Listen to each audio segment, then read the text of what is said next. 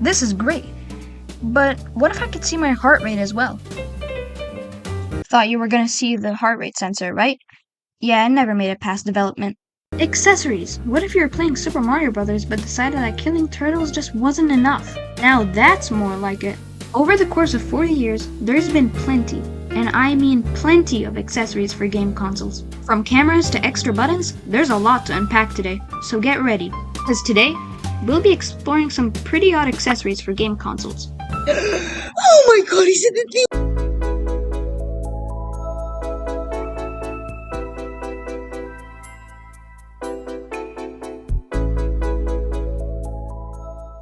Everything you know, from agriculture to chairs, always starts with the Nintendo Entertainment System.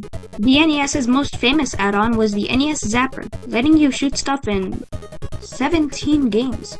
Damn, they couldn't fit Pac-Man in somewhere? But yeah, to explain it, I'll use Duck Hunt. Say I shot a duck. For a split second, the entire screen turns black, with all duck sprites on screen turning white. The Zapper detects light with a special light sensor inside. When it detects white, it sends back a signal through the cord into the second controller port and into the NES to say that it registered a hit. If it doesn't detect any light, it just doesn't send a signal. So it seems like it sold well, because you see, the funny thing is that I couldn't find any sales records for the Zapper, and I don't know whether they ever came standalone without any games. However, since Duck Hunt came bundled with the accessory, that means the light gun itself must have sold at least over 28 million copies. I mean, obviously it was successful if it spawned 4 copycats. The most famous accessory for the Famicom, aka the Japanese NES, was the Famicom Disk System, or FDS. The FDS exclusive games obviously came on floppy disks and contained more storage and an extra sound channel than NES or Famicom cartridges. In fact, games like the first Legend of Zelda and Metroid came out for the FDS first. So it seems like it sold well, 4.4 million copies by 1993, and it was clearly successful for Nintendo to make a disk drive add-on for the N64, which sold poorly. Sega Genesis or Mega Drive had a CD expansion launched in 1992, called the Sega CD or Mega CD, depending on where you lived. The best-selling game for the accessory was Sonic CD, to nobody's surprise.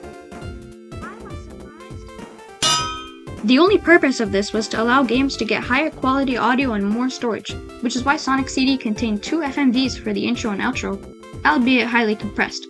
ROM cartridges evolved into CDs and then to DVDs and Blu-rays, but during the late 90s to early 2000s, consoles couldn't handle data saving. So they employed the use of memory cards, which when inserted into the memory slot could contain your save files, while the discs would still contain the game itself. Fun fact, VibRibbon for the PS1 was so small it downloaded itself onto the memory card. This was so that you could insert a music CD and start playing a custom level generated by the audio data. VibRibbon is a very unique game in and of itself, so I highly recommend learning about it later. And who could forget about the Nintendo 64 expansion pack or the DS memory pack? These essentially serve the same purpose of giving more RAM for the console to work with, which is great for stuff like Donkey Kong 64 with its overly huge amount of collectibles, or the DS's web browser. Shameless plug for my earlier video. Believe it or not, the Game Boy actually had a camera accessory. This is the Game Boy camera, developed by Game Freak, the same guys who made Pokemon. It lets you take pictures in glorious monochrome. You could also print these photos with the Game Boy printer. Fun fact, the reward for completing the Pokédex in Pokemon Yellow was a diploma you could actually print out. Moving on, the PlayStation line has had many cameras over the years. It all started with the PS2 iToy released in 2003, which was compatible with the PS3, which had its own camera, the PlayStation Eye, not iToy, just Eye. This camera wasn't compatible with the PS4, since it doesn't contain backwards compatibility, but don't fret, since they had the PlayStation camera. Just the PlayStation camera, no eye in it, or whatever, just PlayStation camera. Each of these peripherals had microphones inside and can be used for video chatting. The OG Xbox and Xbox 360 had cameras. The OG Xbox webcam was Japan exclusive, however, and the Xbox Live Vision is basically the same as the PlayStation accessories. The DS had a camera too. Not the DSi or 3DS, specifically the DS Fat and DS Lite, which had the Face and Ink scan, which only worked with 2 games.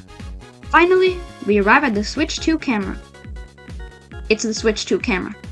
If we're gonna talk about motion controllers, we have to talk about the Power Glove.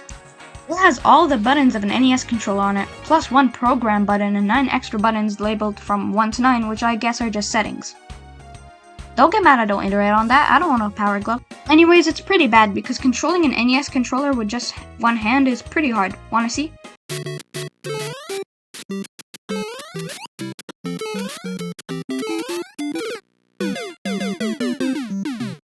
The Sega Activator, released in 1993, was like a DDR pad but with 6 buttons on it instead of 8, each corresponding to a button on the controller. This is even worse than the Power Glove since you'd have to look at the pad and the screen at the same time. Imagine playing Sonic the Hedgehog and having to look up and down while he's going so fast that the camera killed him. Also, looking up and down at the same time? Like, you can't do that! Only the Wii U is allowed to! I mean, if we're talking about motion in general, we gotta count the Rumble accessories, right? The Nintendo 64 had the Rumble Pack. Simple enough, you know it, you love it, you don't love it, it doesn't matter. Are we all on the same page? Okay.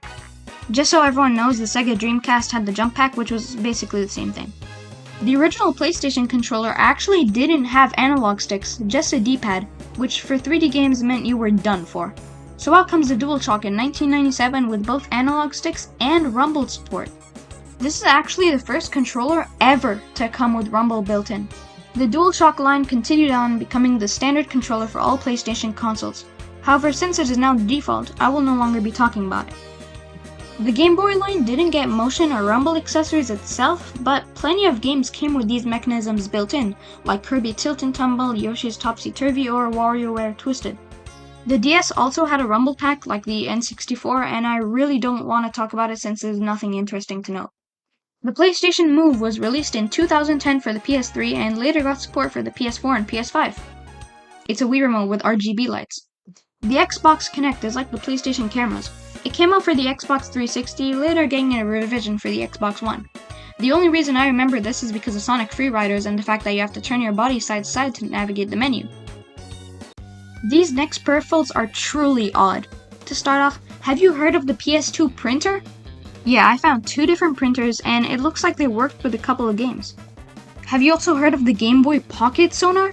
Yeah, you can just connect it to the handheld, and while it's looking for fish up to 20 meters away, you can just play a minigame. There was also the transfer pack for connecting to the N64 so that, for example, you could transfer your Pokemon over to Pokemon Stadium.